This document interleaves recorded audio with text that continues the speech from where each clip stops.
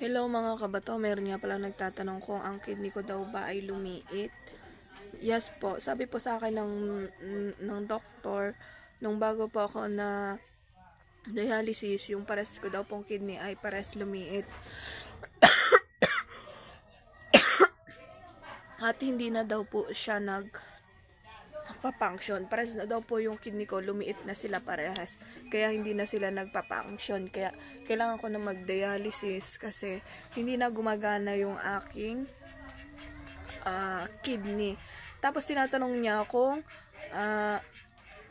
sintomas din daw ba ng sakit sa kidney yung namamaos. Sa tingin ko hindi naman po sorry, naubo ako. Hindi siya sintomas ng sakit sa kidney yung namamaos kasi hindi naman ako namamaos dati nung bago pa lang ako magda-dialysis. Pero nung nagda-dialysis na ako, yun palagi na lang akong namamaos kasi nga siguro kasi nasusobrahan kami sa hatak ng tubig, kaya yung parang lalamunan namin para siyang nangangati at para kaming yung para bang namamaos yun.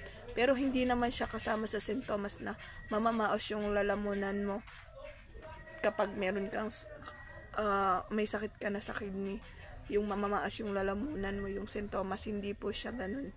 Hindi po siya ganun. Ang mga sintomas po ng sakit sa kidney ay yung ihi nyo po, sobrang daming bula na matagal mawala, mawawalan kayo ng ganang kumain, manghihina kayo, yung inyong hemoglobin babagsak, tapos yung creatinine nyo sobrang tataas, tapos hahapuin kayo at mamamanas yung inyong mga paa or mukha kapag meron po kayong sakit sa kidney.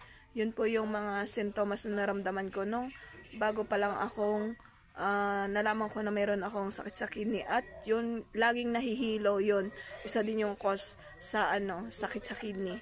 Yun po yung mga sintomas na naramdaman ko nung nagkaroon ako ng sakit sa kidney nung umpisa pa lang. Yun lamang po.